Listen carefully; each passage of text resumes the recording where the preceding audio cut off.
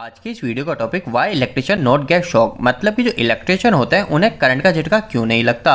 दोस्तों आज का यह टॉपिक काफ़ी ज़्यादा इंटरेस्टिंग होने वाला है, क्योंकि कई बार हम में से कई लोग यह सोचते हैं कि आखिरकार कुछ लोग ऐसे होते हैं जिन्हें करंट नहीं लगता, और खासकर जो लोग इलेक्ट्रिकल से जुड़े हुए नहीं होते, जो इलेक्ट्रिकल फील्ड से नहीं होते हैं, वह लोग सभी इलेक्ट्रिशियन को देखकर यही सोचते हैं कि आखिरकार इन इलेक्ट्रिशियन को शॉक क्यों नहीं लगता। क्योंकि कई बार इलेक्ट्रिशियन उनके सामने डायरेक्ट फेस वायर को भी टच कर लेते हैं, डायरेक्ट एक फेस वायर को पकड़ भी लेते हैं, तो भी उन्हें इलेक्ट्रिकल का शॉक नहीं लगता। तो ये सब चीज देख के हम सभी के मन में यही सवाल उठता है कि आखिरकार इसके पीछे वजह क्या है, किसी किसी व्यक्ति को करंट क्यों नहीं लगता।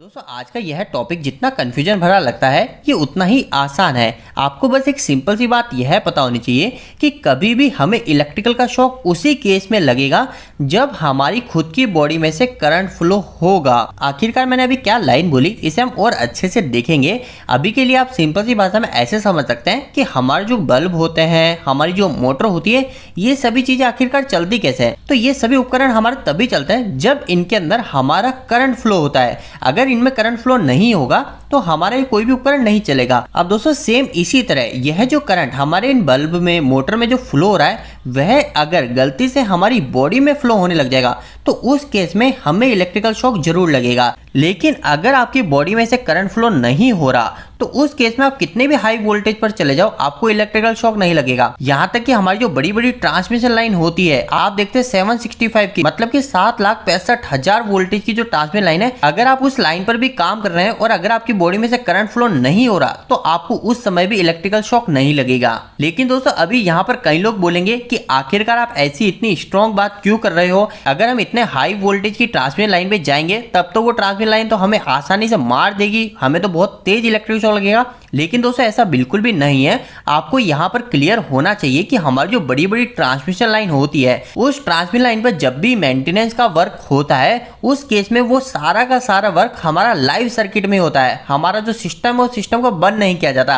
आखिरकार ये बंद क्यों नहीं किया जाता, तो इसके पीछे कई सारे रीजन हो जाते हैं। जैसे कि अगर हम मेन ट्रांसमिशन लाइन को बंद कर देंगे तो हमारे आगे की जो पूरी सिटी है, पूरा जो एरिया कनेक्ट है, वो पूरे एरिया में एक साथ में कटौती हो जाएगी। तो इस ट्रांसमिशन लाइन में हमारी जो इलेक्ट्रिसिटी फ्लो हो रही है उसे बंद करना पॉसिबल नहीं है एक मेंटेनेंस के लिए। तो अब इस केस में हम ट्रांसमिशन लाइन में फ्लो होने वाली इलेक्ट्रिसिटी को बंद तो कर ही नहीं सकते, तो अब हम कैसे इस पे काम करें। तो दोस्तों इस पर काम करने के लिए क्या किया जाता है, हमारे सेफ्टी गियर्स का उपयोग किया जाता है। जैसे कि हमारे सूट होते हैं, ग्लव्स होते हैं, शूज होते हैं, इन सभी चीज़ों को बहुत ही अच्छे तरीके से यूज किया जाता है। और इन सभी चीज़ों को यूज इसीलिए किया जाता है ताकि हमारी बॉडी में से करंट फ्लो ना हो। क्योंकि जैसा मैंने आपको बताया, अगर हमारी बॉडी में से करंट फ्लो होगा उसी केस में हमें इलेक्ट्रिकल शॉक लगेगा। लेकिन अभी के केस में हम इतनी बड़ी हाई ट्रांसमिशन लाइन पर तो काम नहीं कर रहे होते, हम तो हमारे घरों में 220 वोल्टेज पर, हमारे इंडस्ट्री में 415 वोल्टेज पर, या फिर किसी किसी इंडस्ट्री में 11 kV वोल्टेज पर, इन सभी पर ही काम कर रहे होते हैं। तो अब इस केस में हमें किन बातों का ध्यान रखना है, तो दोस्तों सिंपल सी चीज है, आपको बस इतनी सी बात ध्यान रखनी है कि आप जो भी सेफ्टी इक्विपमेंट खरीद रहे, सेफ्टी इक्विपमेंट का यूज कर रहे हो, जैसे कि आप जो भी ग्लव्स यूज कर रहे हो, आप जो भी हमारे सेफ्टी शूज को यूज कर रहे हो, उन सभी की आपको क्लास देखनी है। आखिरकार ये क्लास क्या होती है, तो दोस्तों हमारे जितने भी सेफ्टी इक्विपमेंट आते हैं उनको कुछ क्लास में डिवाइड कर दिया जाता है। यह जो क्लास होती है, ये क्लास इस बात को बताती है